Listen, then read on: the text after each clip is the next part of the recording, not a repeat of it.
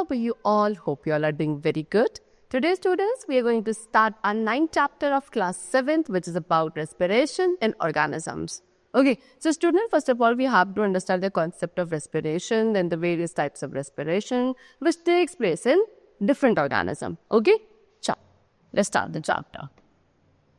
See, the food has stored energy. The stored energy of food is released only during the process of respiration, which takes place inside the body all the time, even when we are sleeping. This is the energy which is utilized by carrying out various life processes and doing our work. Respiration is essential because it provides us energy from the food which we eat and digest. So all the living organisms need to respire to get energy from food required for their survival.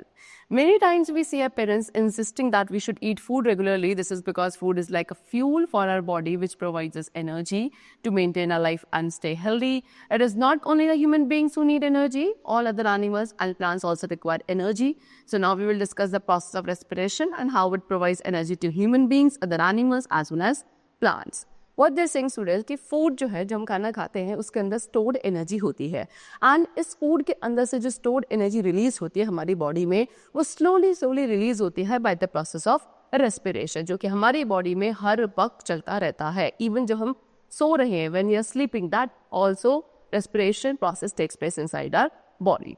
सो अब ये जो food में से energy release होती है during the process of respiration ये वो energy है जिसको हम अपने वेरियस लाइफ प्रोसेसेस को कैरी आउट करने के लिए या जो भी आप डिफरेंट टाइप्स ऑफ वर्क को करते हो उसके लिए वो जो एनर्जी रिक्वायर्ड है that is being derive from that food only. Okay, so respiration हमारी बॉडी के लिए बहुत एसेंशियल प्रोसेस है बिकॉज ये हमें एनर्जी प्रोवाइड करता है किससे उस फूड से जो हम खाते हैं एंड जो हम डाइजेस्ट करते हैं. दैट मीन्स सभी लिविंग ऑर्गेनिज्म को रेस्पायर करना ज़रूरी है सो दैट जो वो फूड इनटेक करते हैं उसमें से एनर्जी को डिराइव कर सके अपने सर्वाइवल के लिए. बहुत बार आपने देखा होगा कि आपके पेरेंट्स जो आपको इंसिस्ट करते हैं कि you should eat food regularly. Why? Because food क्या है एक तरीके का फ्यूल है जो हमारी बॉडी के लिए ज़रूरी है सो दैट हमें क्या मिल सके एनर्जी मिल सके for maintaining our life and stay healthy. सिर्फ ह्यूमन बींग्स ही नहीं है जिनको एनर्जी चाहिए. इनफैक्ट जितने भी एनिमल्स हैं जितने भी प्लांट्स हैं that means all the living organism सभी को क्या चाहिए होता है एनर्जी चाहिए होती है that they get from the process of respiration. तो अब हम रेस्पिरेशन प्रोसेस के बारे में ही डिस्कस करेंगे. सो जितने भी ऑर्गेनिज्म है plants and animals I told you इन सबको क्या चाहिए एनर्जी चाहिए for performing various activities and maintaining the life. And ये एनर्जी जो हमें ऑब्टेन होती है वो मिलती है from the breakdown of digested food. Okay, respiration process के थ्रू जो आपने खाना खाया है डाइजेस्ट किया है उसमें से उसको ब्रेक करके एनर्जी जो मिलती है that we get from respiration only. अब the process of releasing energy from food is called respiration. अब यही प्रोसेस जहाँ पे फूड में से क्या किया जाता है एनर्जी को रिलीज किया जाता है that is called respiration process. And respiration almost सभी लिविंग सेल्स के अंदर अकर होता है. रेस्पिरेशन प्रोसेस कब होता है जब हम ऑक्सीजन को अपने सेल तक पहुंचाते हैं एंड इस ऑक्सीजन का ही यूज किया जाता है फॉर बर्निंग फूड. जो फूड है डाइजेस्टिव फूड है उसको बर्न करके उसमें से एनर्जी रिलीज करी जाती है एंड जो वेस्ट प्रोडक्ट्स हैं like carbon dioxide and water इनको बॉडी से रिमूव किया जाता है. So most living things need oxygen to obtain energy from food. Okay, this oxygen ये जो ऑक्सीजन हम अपनी बॉडी के अंदर इंटेक करते हैं it reacts with the food. Okay, जो खाने के अंदर ग्लूकोज नाम का एनर्जी था है ना उसके साथ ये ऑक्सीजन रिएक्ट करती है बॉडी सेल्स के अंदर एंड सभी ग्लूकोज को बर्न करती है slowly and to release energy. फिर यही एनर्जी सभी लिविंग थिंग्स यूज करते हैं. Okay, the process of respiration can be written in the form of word equation as follow. क्या ग्लूकोज कहाँ प्रेजेंट था एडिस्टेड फूड के अंदर प्रेजेंट था प्लस ऑक्सीजन हमने एयर में से इनहेल करी. इस ऑक्सीजन ने ग्लूकोज का ब्रेक डाउन करा जिस प्रोसेस को हम रेस्पिरेशन प्रोसेस कहते हैं एंड ये हमारे बॉडी सेल्स में अकर करता है. उसके बाद जो हमको प्रोडक्ट्स मिलते हैं that is carbon dioxide plus water plus energy. चलो, now during respiration the energy rich food like glucose break down by oxygen into carbon dioxide and water and energy is released. This energy is used up by the organism. In fact, respiration is a kind of slow burning of food or an ordinary temperature to produce energy. During respiration, oxygen is taken in and carbon dioxide is given out. Thus, the process of respiration was exchange of gases, that is oxygen and carbon dioxide. The process of respiration is a reverse of photosynthesis. This is because photosynthesis is making of food by absorbing sunlight energy, whereas respiration is a breaking of food to release energy. Okay? So, what they are saying कि that only which I told you कि respiration में जो हमारा energy rich food है that is glucose, उसको break किया जाता है ऑक्सीजन की प्रेजेंस में एंड उससे carbon dioxide and water and energy बनाई जाती है। Carbon dioxide and water just आपके वेस्ट प्रोडक्ट्स हैं जिनको हम अपनी बॉडी से रिलीज कर देते हैं एंड जो एनर्जी का फॉर्मेशन हुआ है ड्यूरिंग रेस्पिरेशन प्रोसेस इसको सभी लिविंग ऑर्गेनिज्म अपने सर्वाइवल के लिए यूज करते हैं। दैट मीन्स रेस्पिरेशन क्या है? खाने का स्लो बर्निंग प्रोसेस जो कि एक ऑर्डिनरी टेम्परेचर पे होता है एनर्जी प्रोड्यूस करने के लिए। रेस्पिरेशन में ऑक्सीजन को इनटेक किया जाता है, कार्बन डाइऑक्साइड को टेक आउट किया जाता है। ओके, दैट मीन्स रेस्पिरेशन में एक्सचेंज ऑफ गैसेस भी होता है, ऑक्सीजन का इनटेक, कार्बन डाइऑक्साइड का एग्जिट। ओके, चलो अब जो ये रेस्पिरेशन प्रोसेस है ये फोटोसिंथेसिस प्रोसेस का क्या होता है? बिल्कुल रिवर्स होता है। बिकॉज फोटोसिंथेसिस में हम क्या करते थे? सनलाइट को एब्जॉर्ब करके, सन की एनर्जी को एब्जॉर्ब करके फूड प्रोड्यूस करते थे, जबकि रेस्पिरेशन में हम फूड का ब्रेक डाउन करते हैं एनर्जी को रिलीज करने के लिए। Okay, now there are two main parts in the process of respiration. अब रेस्पिरेशन प्रोसेस में दो मेन पार्ट होते हैं। Number one, breathing. ब्रीदिंग में सिंपली हम क्या कर रहे हैं? एयर में से ऑक्सीजन को इनटेक कर रहे हैं और कार्बन डाइऑक्साइड को रिलीज करते हैं। And second part is using oxygen, यानी कि अब जो ऑक्सीजन आपने इनटेक करी उसको हम अपने किसी भी ऑर्गेनिज्म के सेल में यूज किया जाता है एनर्जी को रिलीज करने के लिए from the food like glucose.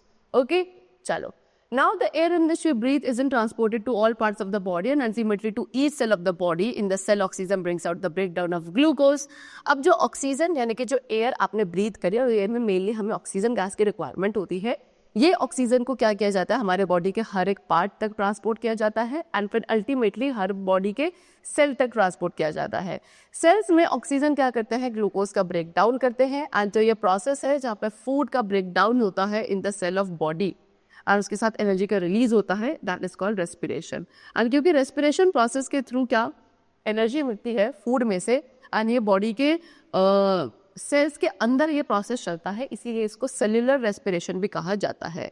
जो प्रोसेस है सेल्यूलर रेस्पिरेशन का ये कॉमन होता है सभी लिविंग ऑर्गेनिज्म के लिए, that is human, other animals as well and plants. ठीक है, बेसिकली सेल्यूलर रेस्पिरेशन किसी भी लिविंग ऑर्गेनिज्म के सेल्स में होता है। ओके, चलो now we have to discuss the types of respiration. So number one is anaerobic and second is aerobic. ठीक है, तो दो टाइप के रेस्पिरेशन होता है, aerobic and anaerobic, which you have to discuss. So respiration I told you usually oxygen के presence में होता है, लेकिन रेस्पिरेशन एब्सेंस ऑफ ऑक्सीजन में भी हो सकता है, लेकिन बहुत रेयर है लेकिन हो सकता है। ठीक है, दैट मीन्स व्हाट कि फूड का ब्रेक डाउन होगा एनर्जी रिलीज करने के लिए, लेकिन किसके? ऑक्सीजन के प्रेजेंस में भी एंड ऑक्सीजन के एब्सेंस में भी हो सकता है। सो इसी बेसिस पर हमारे पास दो टाइप्स ऑफ रेस्पिरेशन होते हैं, that is aerobic and anaerobic respiration. So first of all there we will talk about aerobic respiration. So aerobic respiration simply basically वही है बच्चों कि जब फूड का ब्रेक डाउन होता है in the presence of oxygen to release energy, that is called aerobic respiration. Okay, so the respiration which uses oxygen is called aerobic respiration. या फिर दूसरे वर्ड्स में आप कह सकते हो जब ग्लूकोज का ब्रेक डाउन होता है with the use of oxygen, that is called aerobic respiration. And क्योंकि इसमें एयर का यूसेज होता है जिसके अंदर ऑक्सीजन है, ठीक है, तो एरोबिक रेस्पिरेशन में ग्लूकोज जो है दैट इज फूड, वो कंप्लीटली ब्रेक डाउन होता है इनटू कार्बन डाइऑक्साइड, वाटर, किसकी हेल्प से? ऑक्सीजन की हेल्प से, and then energy is released. So the breaking down of food during aerobic respiration can be represented by means of word equation like this. So यहाँ पे glucose है जो कि food में प्रेजेंट है एंड रेस्पिरेशन होगा जो हमारी बॉडी सेल्स में होगा, किसकी प्रेजेंस में? ऑक्सीजन की प्रेजेंस में, and then you will get carbon dioxide, water and energy. Okay, now जो एनर्जी रिलीज होती है एरोबिक रेस्पिरेशन के दौरान वो ऑर्गेनिज्म क्या करता है? उसका यूटिलाइजेशन करता है। ज़्यादातर जितने भी लिविंग ऑर्गेनिज्म है उनके अंदर एरोबिक रेस्पिरेशन ही होता है। For example human, dogs, cat, lion, elephant, cow, buffaloes, goat, deer, birds, lizard, snake, earthworm, frog, fish and insect such as cockroach, grasshopper, housefly, mosquitoes and ant, etc. And most of the plants के अंदर, सभी के अंदर क्या होता है? Aerobic respiration होता है जिसमें एयर में से ऑक्सीजन का यूज किया जाता है टू ऑब्टेन एनर्जी। सो जितने भी ऑर्गेनिज्म एनर्जी को ऑब्टेन करते हैं एरोबिक रेस्पिरेशन के थ्रू, वो विदाउट ऑक्सीजन सर्वाइव नहीं कर सकते हैं। ओके, बिकॉज यहाँ पे अगर ऑक्सीजन नहीं होगी तो उनको एनर्जी नहीं मिलेगी फूड में से। Okay, so aerobic respiration produces more energy. अब एक और डिफरेंस है कि एरोबिक रेस्पिरेशन में एनर्जी का जो प्रोडक्शन होता है या फिर एनर्जी का जो अमाउंट है that is more as compare to anaerobic respiration because यहाँ पे ग्लूकोज का कंप्लीट ब्रेकडाउन होता है एरोबिक रेस्पिरेशन में by the use of oxygen. And क्योंकि कंप्लीट ब्रेकडाउन होता है इसलिए एनर्जी का फॉर्मेशन ज़्यादा होता है, plus carbon dioxide and water भी फॉर्म होते हैं। Now next we come to anaerobic respiration. अब anaerobic respiration is just the opposite of aerobic respiration, यानी कि एक ऐसा respiration जो कि without the presence of oxygen होता है। यहाँ पे ग्लूकोज का या फूड का जो ब्रेकडाउन होगा वो absence of air में होता है, that is called anaerobic respiration. So the respiration which takes place without using oxygen is called anaerobic respiration. या दूसरे वर्ड्स में आप कह सकते हो जब ग्लूकोज का ब्रेकडाउन होता है without the use of oxygen, that is called anaerobic respiration. अब ये एनएरोबिक रेस्पिरेशन इसलिए कहा जाता है बिकॉज इसमें एयर नहीं चाहिए होती, दैट इज मीन्स ऑक्सीजन की रिक्वायरमेंट नहीं होती है। जितने आपके माइक्रोस्कोपिक ऑर्गेनिज्म है लाइक ईस्ट या फिर कुछ और बैक्टीरियाज भी हैं, ये एनर्जी ऑब्टेन करते हैं एनएरोबिक रेस्पिरेशन के थ्रू। सो एनएरोबिक रेस्पिरेशन में बेसिकली जो माइक्रो ऑर्गेनिज्म है लाइक ईस्ट, ये ग्लूकोज को ब्रेक करते हैं in the absence of oxygen and यहाँ जो प्रोडक्ट्स मिलते हैं that is alcohol, carbon dioxide and energy. So glucose का जो ब्रेकडाउन है ड्यूरिंग एनारोबिक रेस्पिरेशन जो ईस्ट के अंदर चलता है उसको हम इस तरीके से रिप्रेजेंट करेंगे, दैट इज ग्लूकोज। ग्लूकोज में नो ऑक्सीजन, इसको आप एनारोबिक रेस्पिरेशन कहेंगे जो बैक्टीरिया लाइक ईस्ट में होता है। एंड इसमें आपका carbon dioxide plus water plus energy, this is not water, it is alcohol. Okay, साथ में क्या बनता है alcohol and plus energy. Now next, so the energy produce, अब जो एनर्जी फिर इसमें प्रोड्यूस होती है उसको क्या ईस्ट अपने लिए यूटिलाइज करता है। कुछ फ्यू लिविंग ऑर्गेनिजम्स ही हैं जो एनारोबिक रेस्पिरेशन को कैरी आउट करते हैं एनर्जी ऑब्टेन करने के लिए, example yeast and certain bacteria. Okay, चलो, so all the organism which obtain, अब जितने भी ऑर्गेनिज्म जो एनर्जी ऑब्टेन करते हैं एनारोबिक रेस्पिरेशन के थ्रू वो विदाउट ऑक्सीजन भी सर्वाइव कर सकते हैं, एग्जाम्पल ईस्ट। ओके, ईस्ट एक ऐसा ऑर्गेनिज्म है जो कि विदाउट ऑक्सीजन भी सर्वाइव कर सकता है बिकॉज इसको एनर्जी की जो रिक्वायरमेंट है वो इसे एनारोबिक रेस्पिरेशन के थ्रू मिल जाती है। अब ये ऑर्गेनिज्म जो एनारोबिक रेस्पिरेशन के थ्रू एनर्जी डिराइव करते हैं they are called anaerobes, that mean yeast क्या है, एक एनारोब है। ओके, चलो, नाउ ईस्ट क्या है, एक सिंगल सेल्ड ऑर्गेनिज्म है। एक्चुअल में ईस्ट एक सिंगल सेल्ड फंगस होता है। ईस्ट जो है एक सिंगल सेल है लेकिन ये पूरे ऑर्गेनिज्म को रिप्रेजेंट करता है। इसके थ्रू हम एल्कोहलिक ड्रिंक्स बना सकते हैं such as wine and beer and bread also. अभी कैसा होता है देखो, I told you yeast anaerobically respire करता है एंड इस प्रोसेस में ईस्ट क्या करता है, ग्लूकोज को एल्कोहल में कन्वर्ट करता है। सो दैट मीन्स क्या, ईस्ट को इंडस्ट्री में यूज़ किया जाता है एल्कोहल प्रोड्यूस करने के लिए एंड इस एल्कोहल को फिर हम वाइन एंड बियर बनाने के लिए यूज़ करते हैं। एनारोबिक रेस्पिरेशन जो ईस्ट में होता है ये कार्बन डाइऑक्साइड गैस भी प्रोड्यूस करता है, तो इसीलिए ब्रेड मेकिंग इंडस्ट्री में इस कार्बन डाइऑक्साइड गैस का यूज़ किया जाता है बाय ईस्ट, जिसकी वजह से ब्रेड को फ्लफी बनाया जाता है and it rises up. So anaerobic respiration जो ईस्ट में है इसको हम एल्कोहल एंड ब्रेड बनाने के लिए यूज़ करते हैं। एनारोबिक रेस्पिरेशन में जो एनर्जी प्रोड्यूस होती है that is very much less as compare to the energy produce during the process of aerobic respiration. Okay, so the products of this partial breakdown of glucose are alcohol and carbon dioxide. Okay, now anaerobic respiration in muscles, अब हमारी muscles में भी कभी कभी anaerobic respiration हो सकता है। Now how does it possible? Let's see. So we human beings, अगर हम ह्यूमन बींग्स की बात करें तो नॉर्मली हमें जो एनर्जी मिलती है वो एरोबिक रेस्पिरेशन के थ्रू मिलती है, लेकिन कभी कभी कोई ऐसे कंडीशंस होती है यानी कि जब हमें एक्स्ट्रा एनर्जी की रिक्वायरमेंट है तब हमारी मसल्स में कुछ वेरी शॉर्ट टाइम पीरियड के लिए एनारोबिक रेस्पिरेशन भी होता है। ओके, सो ऑक्सीजन यहाँ पे क्या है, हमारे मसल सेल्स में काफ़ी फास्टली यूटिलाइज होती है ना। मसल सेल तक बहुत फास्टली उनको सप्लाई किया जाता है ऑक्सीजन को बाय द ब्लड, किसके, then a temporary deficiency of oxygen occurs in the muscle cell. For example जब हम काफ़ी हैवी फिजिकल एक्सरसाइज करते हैं लाइक फास्ट रनिंग, साइकिलिंग और वेट लिफ्टिंग, तब हमारे मसल्स को काफ़ी एनर्जी की रिक्वायरमेंट होती है सो दैट ज़्यादा एनर्जी प्रोड्यूस हो सके हमारी मसल्स से, है ना, because they need more oxygen. लेकिन जो सप्लाई ऑफ ऑक्सीजन है ब्लड के थ्रू ये तो लिमिटेड होती है एंड वो इनसफिशिएंट हो सकती है। सो ऐसी कंडीशन में क्या होता है, एनारोबिक रेस्पिरेशन हमारे मसल सेल्स में होता है so that extra energy produce हो सके एंड हमारी जो डिमांड है मोर एनर्जी की it could be fulfil. Okay, that means anaerobic respiration जो हमारे मसल सेल्स में होता है during any vigorous physical activity, जब ऑक्सीजन को क्या किया जाता है काफ़ी फास्टली हमारे मसल सेल्स में यूज़ किया जाता है, that can be supplied by the blood.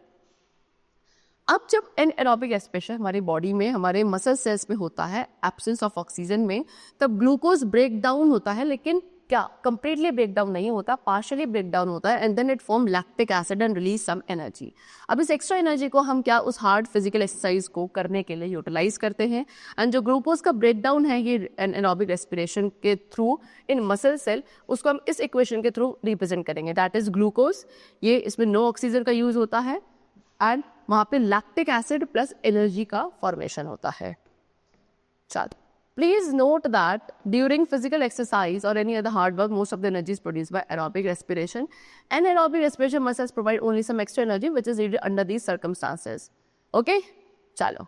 So please note that anaerobic respiration does not take place only in the muscles of human beings. It also takes place in the muscles of other animals such as lion, tiger, deer, etc. when they run very fast and require much more energy. That is normal. So ये चीज़ हमें ध्यान रखनी है कि कोई भी physical exercise करने के लिए नॉर्मली तो हमारी बॉडी में क्या जो एनर्जी का फॉर्मेशन हो रहा है वो एरोबिक रेस्पिरेशन के थ्रू ही होता है। एंड एरोबिक रेस्पिरेशन के थ्रू सिर्फ वो एनर्जी प्रोड्यूस करी जाती है जो हमें एक्स्ट्रा रिक्वायर्ड होती है। ठीक है, दैट मीन्स एरोबिक रेस्पिरेशन सिर्फ ह्यूमन बींग्स के मसल्स में नहीं बल्कि वो किसी दूसरे एनिमल के मसल से इसमें भी हो सकता है, लाइक लायन, टाइगर, डियर, जब वो काफ़ी फास्टली रन कर रहे होते हैं एंड उस फास्टली रन करने में उनको जो एनर्जी रिक्वायर्ड है वो काफ़ी ज़्यादा होती है as compare to normal demand of what, oxygen और energy. Now there is a similarity between aerobic and anaerobic respiration, also the difference they have given to us. Now we are going to discuss about this table. So aerobic, पहले हम similarities के बारे में देखते हैं। So aerobic respiration में क्या होता है, एनर्जी प्रोड्यूस होती है ग्लूकोज के ब्रेकडाउन से, एंड एनाएरोबिक रेस्पिरेशन में भी एनर्जी का जो प्रोडक्शन होता है वो ग्लूकोज के ब्रेकडाउन से ही होता है। सेकेंड पॉइंट, एरोबिक रेस्पिरेशन हमारे ऑर्गेनिज्म के सेल्स में होता है एंड एनाएरोबिक रेस्पिरेशन भी किसी भी ऑर्गेनिज्म के सेल्स में ही होता है। So these were the similarities. Now we are going to discuss about the differences between these two different types of respiration. So aerobic respiration oxygen के presence में होगा जबकि anaerobic respiration takes place in the absence of oxygen. Aerobic respiration में food का complete breakdown होता है जबकि anaerobic respiration में food का partial breakdown होता है। Third, एरोबिक रेस्पिरेशन में जो एंड प्रोडक्ट्स होते हैं they are carbon dioxide and water, जबकि एनाएरोबिक रेस्पिरेशन में जो एंड प्रोडक्ट्स होते हैं ये आपके अल्कोहल, कार्बन डाइऑक्साइड या फिर लैक्टिक एसिड भी हो सकता है जब अगर हमारे मसल्स में ये होता है।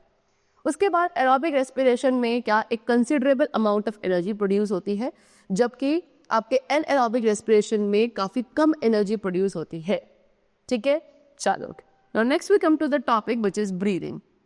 सो आई टोल्ड यू हम फूड एंड वाटर के बिना तो फिर भी सर्वाइव कर सकते हैं for many days, but we can not live for more than a few minutes. कुछ मिनट्स के बाद आप विदाउट एयर सर्वाइव नहीं कर सकते हैं बिकॉज एयर जो है वो ब्रीदिंग के लिए नेसेसरी होती है। एंड ब्रीदिंग प्रोसेस में हम क्या करते हैं, एयर को अपने लंग्स के थ्रू पास करते हैं through the nose and then इससे क्या करता है अंदर जाके ये एयर एक्सपेल हो जाती है। सो जो ऑर्डिनरी एयर हम अपने लंग्स के अंदर लेते हैं उसमें ऑक्सीजन ज़्यादा होती है एंड जो एयर बाहर एक्सपेल्ड आउट की जाती है लंग्स के थ्रू उसमें कार्बन डाइऑक्साइड गैस ज़्यादा होती है। सो अब हम डिफाइन कर सकते हैं ब्रीदिंग को कैसे, कि ब्रीदिंग एक ऐसा प्रोसेस है जहाँ पे एयर रिच इन ऑक्सीजन हमारी बॉडी के अंदर जाती है या किसी भी ऑर्गेनिज्म के अंदर जाएगी एंड एयर जो कार्बन डाइऑक्साइड में रिच है it will be expelled out from our body.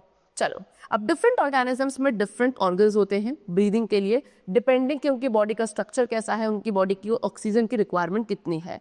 जैसे कि ह्यूमन बींग्स के अंदर जो ब्रीदिंग प्रोसेस होता है वो एक स्पेशल ऑर्गन के थ्रू होता है which is known as lungs. Okay, चलो now the taking of air. अब एयर का जो हम इनटेक करते हैं which is rich in oxygen वो हमारी बॉडी के अंदर ब्रीदिंग प्रोसेस के थ्रू जाती है जिसको आप इनहेलेशन कहते हैं।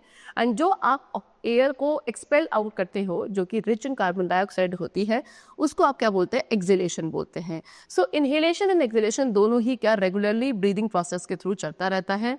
एक ब्रीथ का मतलब क्या है कि एक inhalation plus one exhalation. So that means जो एयर के अंदर ऑक्सीजन होती है उसको जब हम एयर अपनी बॉडी के अंदर इनटेक करते हैं सो एक्चुअली में ऑक्सीजन गैस जो एयर के अंदर प्रेजेंट है वो हमारी बॉडी के थ्रू यूटिलाइज की जाती है फूड को ब्रेक करने के लिए एंड एनर्जी को प्रोड्यूस करने के लिए। दैट मीन्स जो ब्रीथ इन एयर है to supply oxygen to the cells of the body for the breakdown of food to release energy and we breathe out to remove waste product. जो हम air को breathe इन करते हैं वो हम oxygen supply करने के लिए करते हैं, फूड तक ऑक्सीजन जाए एंड उसका ब्रेक डाउन होकर एनर्जी फॉर्मेशन हो। एंड जो ब्रीद आउट करते हैं एयर को वो किसके लिए, जो वेस्ट प्रोडक्ट्स हमारी बॉडी में लाइक कार्बन डाइऑक्साइड उसको बॉडी से रिमूव किया जा सके। ओके, चलो, सो ब्रीदिंग एक कॉन्टिन्यूस प्रोसेस है जो ऑल द टाइम चलता रहता है throughout our life and जितने भी एनिमल्स हैं चाहे प्लांट्स हो सभी के अंदर ये चलता है। माउंटेनियस, जो माउंटेनियस होते हैं वो अपने साथ ऑक्सीजन सिलेंडर्स लेकर चलते हैं ब्रीदिंग के लिए, बिकॉज जो अमाउंट ऑफ एयर अवेलेबल है एक पर्सन के लिए ब्रीथ करने के लिए एट हाई ऑल्टीट्यूड वो काफी कम होती है as available on the ground. Now the next topic we come to is breathing rate. See, so अभी हमने देखा कि एक ब्रीथ का मतलब क्या होता है, 1 inhalation plus 1 exhalation, right. So एक नंबर ऑफ टाइम, कितने नंबर ऑफ टाइम्स एक पर्सन ब्रीथ करता है 1 मिनट में, that is called breathing rate. And on an average एक adult human being rest time पे breathe in and breathe out जो करता है वो 15 to 18 टाइम्स करता है in a minute. So average breathing rate जो एक एडल्ट ह्यूमन बीइंग के अंदर होता है at rest, that is 15 to 18 times per minute. So women जो है वो स्लाइटली थोड़ा ज़्यादा फास्टली ब्रीथ करती है as compare to man. So breathing rate जो पर्सन का है वो हमेशा कॉन्स्टेंट भी नहीं रहता है. ब्रीदिंग रेट एक पर्सन का चेंज होता है अकॉर्डिंग टू दैट कि किसी भी बॉडी के अंदर ऑक्सीजन की कितनी रिक्वायरमेंट है.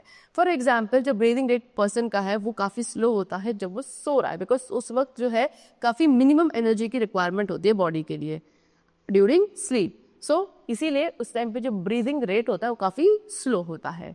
लेकिन एक ब्रीदिंग रेट पर्सन का इंक्रीज हो जाता है जैसे ही उसकी कोई फिजिकल एक्टिविटी बढ़ती है, लाइक एक्सरसाइज कर रहा है, रनिंग, वेट लिफ्टिंग कर रहा है, ठीक है. सो जब ब्रीदिंग रेट इंक्रीज होता है ज़्यादा अमाउंट ऑफ एयर जो है हमारे लंग्स तक जाती है. और जितनी ज़्यादा एयर, विद मोर एयर, जितनी एयर आपके लंग्स तक जाएगी उतना ज़्यादा ब्लड क्या करेगा, ऑक्सीजन को एब्जॉर्ब करेगा एक फास्टर रेट पे.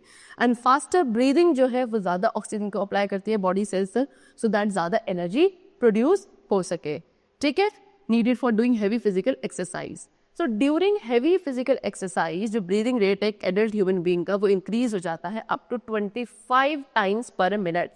1 मिनट का, उससे ज़्यादा भी हो सकता है. फॉर एग्जाम्पल एक पर्सन है जो एक डिस्टेंस तक रनिंग कर रहा है तो उसका ब्रीदिंग रेट क्या होगा, इंक्रीज हो जाएगा, ठीक है. रनिंग की वजह से क्या होता है एक पर्सन काफ़ी फास्टली ब्रीथ करने लगता है, बिकॉज जो फास्टर ब्रीदिंग होगी वो ज़्यादा ऑक्सीजन सप्लाई करेगी बॉडी सेल्स तक, सो दैट जो है फूड का ब्रेक डाउन और जल्दी हो और उसमें से जो एनर्जी का फॉर्मेशन है वो भी ज़्यादा हो, which is required for running. And जब हम रनिंग करते हैं या कोई फिजिकल एक्सरसाइज करते हैं, so not only do we breathe fast, सिर्फ हम फास्टली ब्रीथ नहीं करते बल्कि हम डीप ब्रेथ भी करते हैं so as to inhale for the speedy release of energy from food. So ये कॉमन ऑब्जर्वेशन है जो एक एथलीट करता है, यानी कि आपने देखा होगा एथलीट काफ़ी फास्टली ब्रीथ करते हैं, डीपर ब्रीथ करते हैं अनयूजुअली, है ना, यूजुअली से, बिकॉज उनको अपनी रेस को फिनिश करना होता है तो उस टाइम पे उनकी बॉडी के अंदर एनर्जी की रिक्वायरमेंट ज़्यादा होती है जिसके लिए उनको काफ़ी फास्टली एंड डीपर ब्रीथ करना होता है as compare to usual time. So during the race, the leg muscles of athlete have produced extra energy by doing an aerobic respiration, and by breathing faster and deeper, the athlete is giving back oxygen to the muscle which it could not give earlier at the time of running due to lack of oxygen at that time. Now, how do we breathe? अब हम कैसे breathe करते हैं? So students, breathing में 2 movements होते हैं, एक तो रिब केज का, एक डायफ्राम का. ठीक है, पे कैसे होता है? सबसे पहले ब्रीदिंग इन, यानी कि जब हम ब्रीथ इन करते हैं, जब हम ब्रीथ इन करते हैं या फिर इनहेल करते हैं तब हमारे बॉडी के अंदर 2 चीज़ें होती है at the same time. First, जो मसल्स हैं हमारे रिब्स के बीच में वो कॉन्ट्रैक्ट करती हैं जिसकी वजह से रिब केज हमारा ऊपर की तरफ मूव करता है एंड आउटवर्ड बाहर की तरफ चला जाता है. सेकेंड, जो डायफ्राम है वो कॉन्ट्रैक्ट करता है, नीचे की तरफ मूव करता है. सो जो ये अपवर्ड एंड आउटवर्ड मूवमेंट है रिब केज का और जो डाउनवर्ड मूवमेंट है डायफ्राम का, इन दोनों की वजह से क्या होता है हमारी चेस्ट कैविटी के अंदर जो स्पेस है वो इंक्रीज हो जाता है, सो दैट जो चेस्ट कैविटी है वो लार्ज हो जाए. एंड जैसे ही चेस्ट कैविटी लार्जर हो जाएगी, एयर जो हमने बाहर से सक करी है अपनी बॉडी के या लंग्स के अंदर, वो जो लंग्स है वो उस एयर के वजह से फिल हो जाएंगे and it will get expand. Okay, चलो now next is breathing out. अब जब हम ब्रीद आउट करते हैं यानी कि एक्सेल करते हैं तब भी 2 डिफरेंट थिंग्स हमारी बॉडी के अंदर होती है at the same time. That is जो अब मसल्स थी रिब्स के बीच में वो रिलैक्स करेंगे जिसकी वजह से रिब केज जो है वो डाउनवर्ड आएगा एंड अंदर की तरफ मूव करेगा. एंड डायफ्राम आपका रिलैक्स हो जाता है एंड अपवर्ड मूव कर जाता है. सो जो ये रिब केज का डाउनवर्ड एंड इनवर्ड मूवमेंट था एंड अपवर्ड मूवमेंट डायफ्राम का था, दोनों ने क्या करा हमारी चेस्ट कैविटी के बीच का जो स्पेस था उसको डिक्रीज कर दिया जिसकी वजह से हमारी चेस्ट कैविटी स्मॉल हो गई. एंड जैसे ही चेस्ट कैविटी स्मॉल होगी जो एयर है वो लंग्स के अंदर से बाहर की तरफ पुश्ड आउट हो जाएगी. ठीक है। सो जो प्रोसेस है ब्रीदिंग इन एयर का एंड ब्रीदिंग आउट का, ये कॉन्टिन्यूसली हमारी बॉडी में चलता रहता है day and night. So breathing movement जो हमारी बॉडी में है उनको आप इजीली फील कर सकते हो। कैसे? आपको अपने किसी भी एक हैंड को अपने चेस्ट के बीच में रखना है एंड दूसरे हैंड को अपने एब्डोमेन पे रखना है। जैसे आप एक few deep breath low and उनको रिलैक्स करो, ठीक है, रिलीज करो। सो आप क्या करोगे, क्या फील करोगे कि there is up and down movement, एक अप एंड डाउन मूवमेंट आपके चेस्ट एंड एब्डोमेन का हो रहा है, जो कि आप breathing in and breathing out of air ये वजह से फील कर रहे हो। एंड अगर आप केयरफुली ऑब्जर्व करोगे तो आप क्या देखोगे, एब्डोमेन जो है एनिमल्स के वो भी अप एंड डाउन मूव करते हैं जब वो क्या करते हैं, ब्रीथ करते हैं, चाहे वो काऊ, डॉग, कैट या कोई भी डिफरेंट ऑर्गेनिज्म हो। The size of our chest increases during the process of breathing in air. I told you जो हमारी चेस्ट का साइज है वो ब्रीदिंग इन एयर को जब हम अंदर की तरफ ब्रीथ करते हैं उस टाइम पे जो चेस्ट का साइज होता है वो इंक्रीज हो जाता है, बिकॉज जो चेस्ट कैविटी है वो काफ़ी बिग हो जाती है। अब डिफरेंट पीपल, अलग अलग पीपल क्या अपनी चेस्ट को एक्सपेंड कर सकते हैं डिफरेंट अमाउंट से, और हम जो मैक्सिमम एक्सपेंशन है उसको मेजर कर सकते हैं चेस्ट साइज का। कैसे? आपको क्या करना है, fire measure the size of chest with a measuring tape. आप उसको कैसे मेजरिंग टेप के थ्रू कर सकते हैं, यानी कि आपको क्या करना है, अपने टेप को होल्ड करना है जब आप ब्रीथ इन करते हैं। सो उस टाइम पे आप क्या करें, उसको अपनी चेस्ट के अराउंड रैप करके नॉर्मली उसको मेजर कर सकते हैं, ठीक है। अब आपको थोड़ी सी डीप ब्रेथ लेनी है सो दैट मैक्सिमम एक्सपेंशन हो सके चेस्ट के अंदर, एंड तब आपको अपनी ब्रीथ को थोड़ी देर होल्ड करना है, तब आप इस एक्सपेंडेड पोजीशन में ही अपनी चेस्ट के साइज को मेजर करोगे। और एक पहले आपने जब नॉर्मल आप खड़े थे, जब आपने एयर को रिलीज किया था तब आपको मेजर करना था। सो अब आप क्या देखोगे कि दोनों ही जो रीडिंग्स हैं मेजरिंग टेप की उनमें एक डिफरेंस आपको देखने का मिलेगा, जिससे आप देख सकते हो कि जब आप एयर को इनहेल करते हो तो मैक्सिमम जो एक्सपेंशन है आपकी चेस्ट के साइज का वो आप उसको डिफरेंस कैलकुलेट कर सकते हैं। ओके, चलो now respiration in human beings. अब ह्यूमन बींग्स में रेस्पिरेशन कैसे होता है, सो हमने ऑलरेडी पढ़ा कि जो ह्यूमन बींग्स के अंदर डाइजेशन प्रोसेस है वो एनर्जी रिच सिंपल कंपाउंड जिसको आप ग्लूकोज कहते हैं वो रिलीज करता है, एंड जो डाइजेस्टेड फूड यानी कि ग्लूकोज है इसको हमारी बॉडी के हर एक सेल तक लेके जाया जाता है ब्लड सर्कुलेटरी सिस्टम के थ्रू।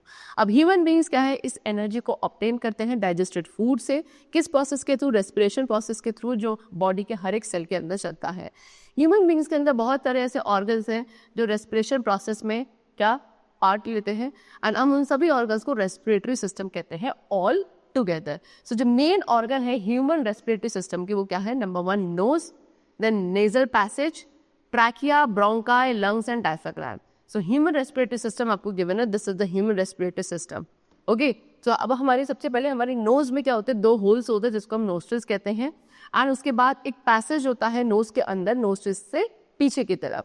इस पैसेज को नेजल पैसेज या नेजल कैविटी कहा जाता है। नेजल पैसेज क्या करता है, हमारे नोस्ट्रिल्स को ट्रैकिया इज विंड पाइप, वहां तक उसको ज्वाइन करता है। अब ट्रैकिया क्या है, एक ट्यूब है जिसको हम विंड पाइप भी कहते हैं। आई टोल्ड यू ट्रैकिया का जो अपर एंड है उसमें एक वॉइस बॉक्स होता है इधर जिसको लेरिंग्स कहा जाता है, एंड ट्रैकिया फिर आगे चल के 2 छोटी छोटी ट्यूब्स में ब्रांच हो जाता है जिनको हम ब्रोंकाई कहते हैं, है ना, एंड उसके लोअर एंड पे जाकर क्या वो 2 ब्रोंकाई में डिवाइड होने के बाद दोनों लंग्स के अंदर एंटर हो जाता है। जो दोनों ब्रोंकाई हैं वो कैसे कनेक्ट होते हैं, 2 लंग्स के साथ कनेक्ट होते हैं, एक आपका लेफ्ट लंग में एक आपका राइट लंग में, ठीक है।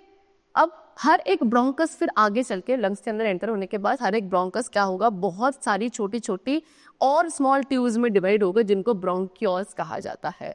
फिर जो छोटी छोटी ब्रोंक्यूल्स है उनके अंदर टिनी एयर सैक्स होते हैं उनके हर एक एंड पर, एंड उन एयर सैक्स में क्या है वो पाउच शेप एयर सैक्स होते हैं जो कि किसी भी स्मॉलेस्ट ब्रोंक्यूल्स के एंड पे होंगे, उन्हें हम एल्वेलॉय कहते हैं। एल्वेलॉय की जो वॉल्स होती है काफ़ी थिन होती हैं एंड किससे, काफ़ी थिन ब्लड कैपिलरीज से सराउंडेड होती हैं, एंड गैसेस का जो एक्सचेंज होता है एयर एंड ब्लड के बीच में वो इसी वॉल्स ऑफ एल्वेलॉय के अक्रॉस चलता है। अब उसके अलावा हमारी बॉडी में डायफ्राम होता है जो कि एक मसल की क्या है, कर्व्ड शीट है जो लंग्स के नीचे होती है। ओके, लंग्स के नीचे ऐसे कर्व्ड शीट है जिसको डायफ्राम कहा जाता है, एंड जो ब्रीदिंग ऑर्गन्स है ह्यूमन बींग्स के वो लंग्स होते हैं। अब हमारे लंग्स कहाँ होते हैं, चेस्ट कैविटी में होते हैं जिनके बाहर से रिब केज बाउंडेड होता है एंड नीचे से डायफ्राम होता है। रिब्स की मसल्स जो हैं एंड डायफ्राम ही हमें breathe in and breathe out करने में हेल्प करते हैं। जब हम ब्रीद इन एंड आउट करते हैं हमारी चेस्ट जो है वो अप एंड डाउन जाती है। एंड ये कैसे होता है, I told you, when we breathe in air हमारी चेस्ट कैविटी एक्सपेंड हो जाती है। एंड जो चेस्ट कैविटी का एक्सपेंशन है यही क्या करता है, एयर को सक करने में हेल्प करता है। और जब आप एयर को ब्रीद आउट करते हो आपकी चेस्ट कैविटी कॉन्ट्रैक्ट हो जाती है, जिसकी वजह से आप कार्बन डाइऑक्साइड को अपनी बॉडी से स्क्वीज आउट कर सकते हो from the walls of the lungs and expelling it from the body. ठीक है, चलो। So we normally breathe in air. सबसे पहले हम नॉर्मली एयर को ब्रीथ करते हैं जिसके अंदर ऑक्सीजन होती है, किसके थ्रू, नोज के थ्रू। एयर हमारे नोस्ट्रल्स में एंटर करती है, फिर जाती है नेजल पैसेज से larynx, trachea, bronchi and finally lungs तक जाती है। अब लंग्स में जाने के बाद एयर क्या है, बहुत छोटी छोटी ट्यूब्स के थ्रू पास होती है जिसे आप ब्रोंक्योल्स कहते हो। एंड उसके बाद जो छोटे छोटे एयर सैक्स है एल्वियोलाई वहाँ जाती है। एल्वियोलाई जो है बहुत थिन ब्लड वेसल से सराउंडेड होते हैं which are known as capillary. And capillary से करते हैं ब्लड को अपने अंदर कैरी करते हैं।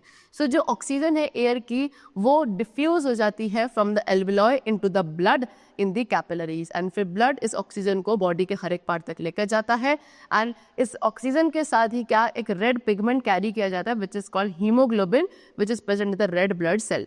सो जैसे जैसे ब्लड आपके बॉडी के हर एक टिश्यू में पास होगा तो ऑक्सीजन जो उस ब्लड के अंदर प्रेजेंट है वो भी सेल में डिफ्यूज हो जाएगी। एंड ये ऑक्सीजन फिर वहां जाके जो डाइजेस्टेड फूड था ग्लूकोज उसको क्या करेगी, कंबाइन होने के बाद उसको ब्रेक करेगी एंड उसमें से एनर्जी रिलीज करेगी। फिर जो मटीरियल्स है like fatty acid and glycerol जो कि हमारे फैट के डाइजेशन की वजह से प्रोड्यूस होते हैं, ये भी ऑक्सीडाइज हो जाते हैं रेस्पिरेशन प्रोसेस के थ्रू, सो दैट इसमें से भी एनर्जी बन सके। कार्बन डाइऑक्साइड एंड वाटर जो है हमारे ब्लड में एंटर हो जाते हैं। ब्लड इस कार्बन डाइऑक्साइड एंड जो भी प्रोडक्ट्स हैं रेस्पिरेशन के उनको कैरी करता है कहाँ, एल्वियोलाई तक जो कि लंग्स में है।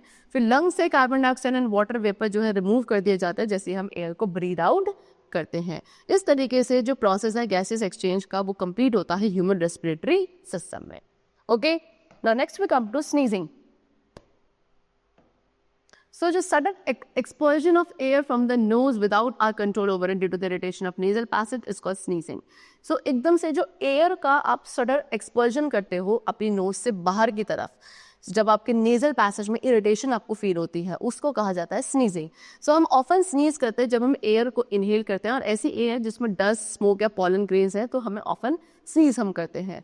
कैसे होता है, तो जो हमारे अराउंड या सराउंडिंग में जो एयर है उसमें कभी कभी काफ़ी छोटे छोटे अनवांटेड पार्टिकल्स होते हैं such as dust, smoke, pollen.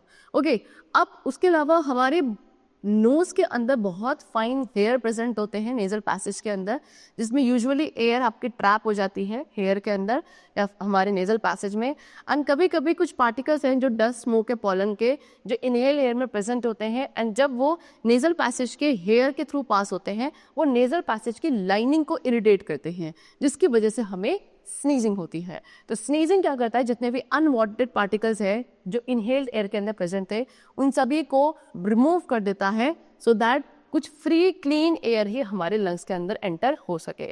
So please note that whenever we sneeze, जब भी हम स्नीज करें सो हमें हमेशा अपनी नोज को प्रॉपरली कवर करना चाहिए हैंडकरचीफ के थ्रू सो दैट जो अनवांटेड पार्टिकल्स आपने स्नीजिंग के थ्रू बाहर एक्सपेल्ड आउट किए हैं वो कोई दूसरा पर्सन उनको इनहेल ना करे which is near by you. Now next we come to yawning. The action of opening one's mouth. कोई भी एक पर्सन जब अपने माउथ को काफी वाइडली ओपन करता है, जब वो एक लॉन्ग एंड डीप ब्रेथ ले रहा है एयर की, इस एक्शन को क्या बोला जाता है, यॉर्निंग बोला जाता है। You can see over there this is the action of yawning. Yawning को हम हिंदी में जमहाई या उबासी भी कहते हैं।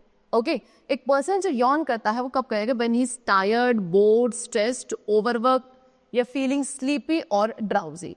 सो बहुत सारी थ्योरीज हैं इसके पीछे कि why people actually yawn.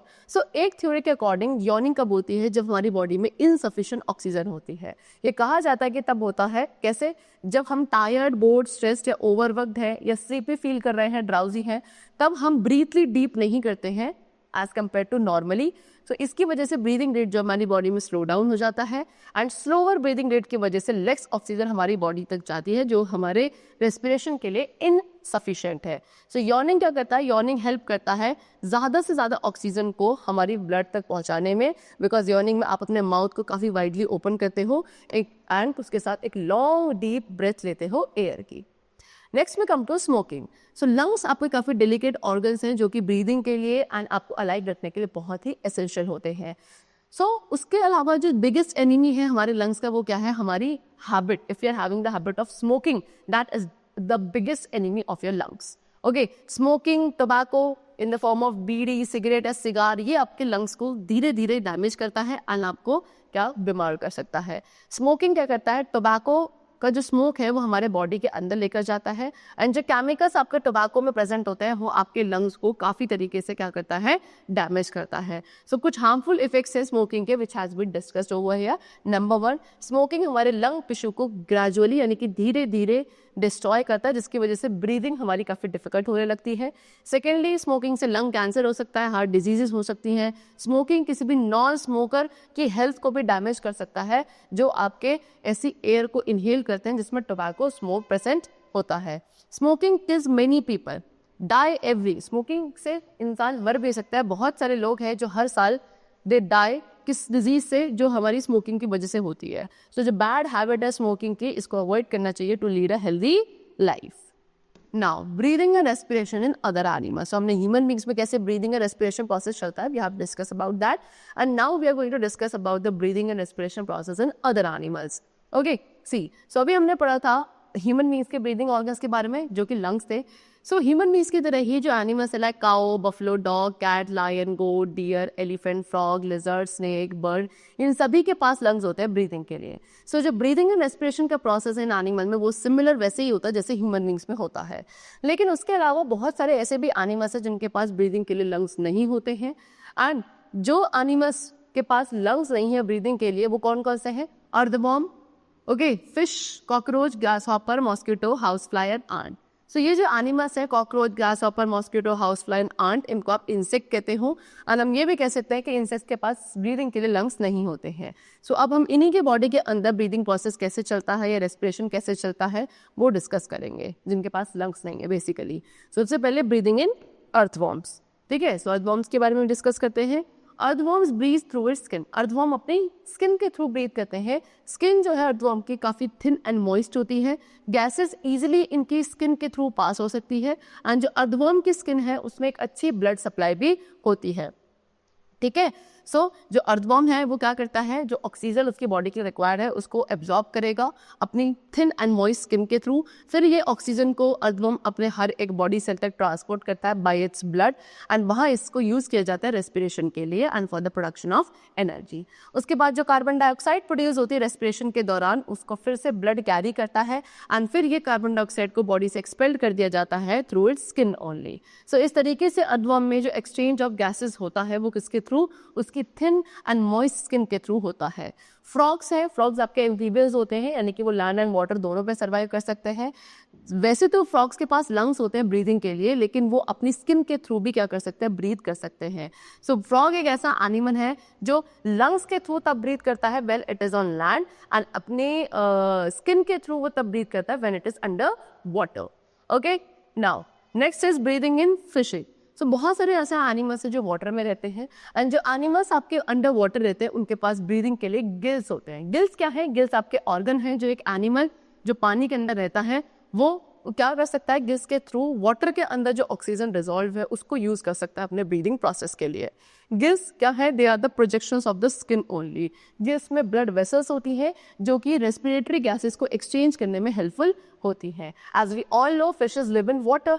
Okay, so fishes के पास स्पेशल ऑर्गन्स है ब्रीदिंग के लिए which are called gills. Gills के थ्रू फिशेस क्या करती हैं, ऑक्सीजन जो कि वाटर के अंदर डिजॉल्व है उसको यूज करती हैं. फिशेस के पास जो गिल्स हैं वो अपने हेड के दोनों साइड्स पे होते हैं. Okay, you can C like this. Gills जो है वो गिल कवर से क्या कहते हैं, कवर्ड रहते हैं सो दैट जो बाहर से वो विजिबल ना हो. ब्रीदिंग के लिए फिशेस सबसे पहले जो ऑक्सीजन वाटर में डिजॉल्व है उसको यूज करती हैं. कैसे होता है, फिशेस क्या करेंगी, अपने माउथ को खोल कर उसमें से क्या धीरे से ब्रीथ करेंगी. ओके, एंड इसको फिर ब्रीथ एयर को कहाँ भेजेंगी, गिल्स में भेजेंगी. फिर जब वाटर जो है, एयर को नहीं सॉरी वाटर को, अपने माउथ को ओपन करके वाटर अपने बॉडी के अंदर इनटेक किया जाता है और ये वाटर को गिल्स तक भेजा जाता है। फिर जब वाटर गिल्स पे पास होता है, गिल्स क्या करते हैं, उस वाटर में जो ऑक्सीजन डिजॉल्व है उसको एक्सट्रैक्ट कर लेते हैं। एक्सट्रैक्टेड ऑक्सीजन को फिर ब्लड एब्जॉर्ब करता है एंड अपनी फिश के हर एक बॉडी पार्ट तक उसको कैरी किया जाता है रेस्पिरेशन के लिए। फिर जो कार्बन डाइऑक्साइड गैस प्रोड्यूस होती है रेस्पिरेशन के दौरान, वो दोबारा से ब्लड के थ्रू गिल्स तक लाई जाती है एंड उसको सराउंडिंग वाटर में एक्सपेल्ड आउट कर दिया जाता है। फिशेस के पास हमारी तरह लंग्स नहीं होते हैं, दैट मीन्स उनके अंदर जो गैसेस का एक्सचेंज होता है वो गिल्स में ही होता है। कुछ और भी एक्वेटिक एनिमल्स है like prawn, crab, fresh water, है ना, इन सभी के जो मसल्स हैं या फिर इन सभी में जो रेस्पिरेशन होता है वो गिल या कोई सिमिलर स्ट्रक्चर के थ्रू ही होता है। बहुत सारे ऐसे स्नेल्स भी हैं ओके जो वाटर में रहते हैं और उनके पास गिल्स होते हैं ब्रीदिंग के लिए। वो अपने गिल्स का यूज़ करते हैं ऑक्सीजन को एक्सट्रैक्ट करने के लिए which is dissolve in water. कुछ स्नेल्स ऐसे हैं जो आपके लैंड पे रहते हैं, है ना, और उनके पास क्या होता है, एक डेवलप्ड ऑर्गन होता है लाइक अ लंग ओनली। सो जो लैंड स्नेल्स हैं वो अपने लंग्स का यूज़ करते हैं और जो आपके वाटर स्नेल्स हैं वो आपके गिल्स का यूज़ करते हैं। उसके अलावा कुछ सी एनिमल्स हैं लाइक डॉल्फिन एंड बेस, ये वाटर में ही सर्वाइव करती हैं लेकिन इनके पास गिल्स नहीं होता है।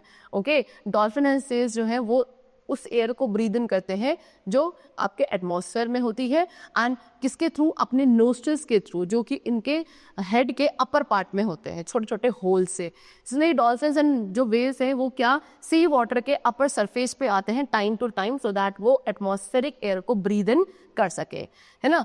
हम जो ह्यूमन बींग्स हैं हम अंडर वाटर सर्वाइव नहीं कर सकते बिकॉज हमारे पास गिल्स नहीं है उस ऑक्सीजन को यूज करने के लिए which is dissolve in water for breathing.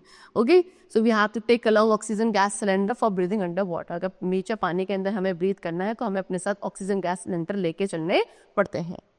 Now respiration in plants, so animals की तरह प्लांट्स को भी एनर्जी की रिक्वायरमेंट होती है एंड प्लांट्स को एनर्जी किसके थ्रू, सेम रेस्पिरेशन प्रोसेस के थ्रू ही मिलती है, जहाँ पे ग्लूकोज जो है यानी कि जो फूड उन्होंने प्रिपेयर किया था वो ब्रेक होता है ऑक्सीजन के प्रेजेंस में एंड उसके बाद carbon dioxide and water with the release of energy produce होता है।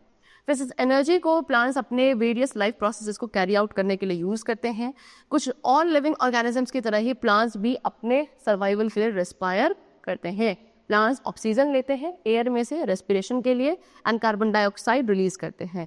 सो एनिमल्स की तरह ही जो प्लांट्स में रेस्पिरेशन है उसमें गैसेस का एक्सचेंज होता है, that is oxygen and carbon dioxide.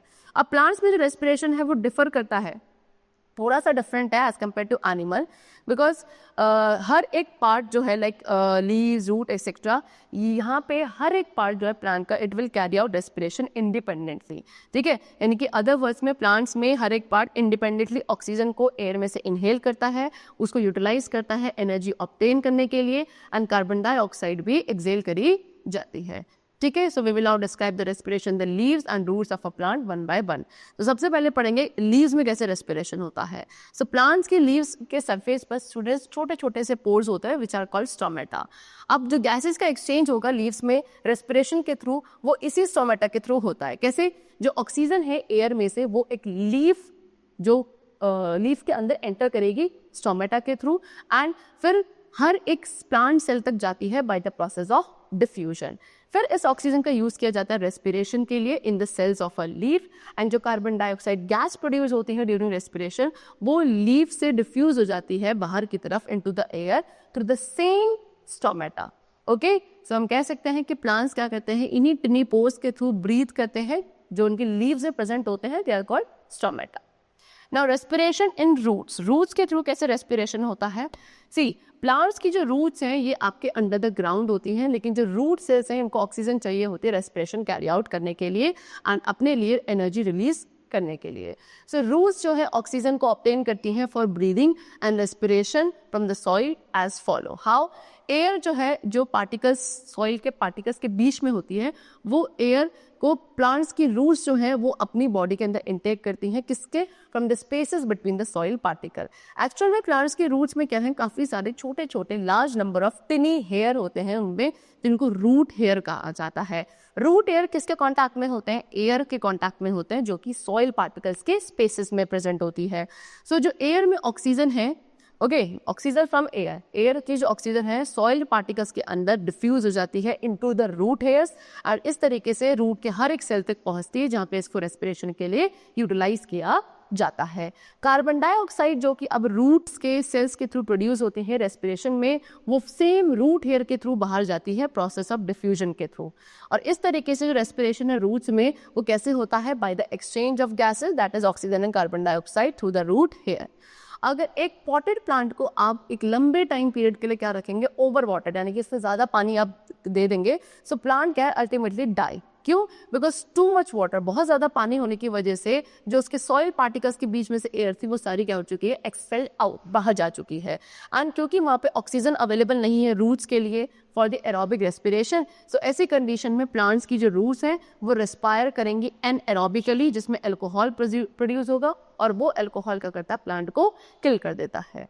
Okay, so please note that plants carry out photosynthesis. So इस बात को क्या ध्यान रखना है, जो प्लांट्स हैं उनके अंदर फोटोसिंथेसिस प्रोसेस होता है जिसमें वो फूड प्रिपेयर करते हैं ड्यूरिंग द डे टाइम, जब सनलाइट अवेलेबल होती है। लेकिन प्लांट्स के अंदर रेस्पिरेशन चलता है एनर्जी ऑब्टेन करने के लिए डे टाइम पे ही, as well as at night also, because उनको एनर्जी हर वक्त की चाहिए होती है। ओके, चलो, सो that's all for the chapter. We have discussed the respiration process in the different organism. How does it take place in the variety of organism? Okay, chalo. So that's all for today. We'll meet you very soon in the next class. With a new chapter. Till then, take care and thanks to all.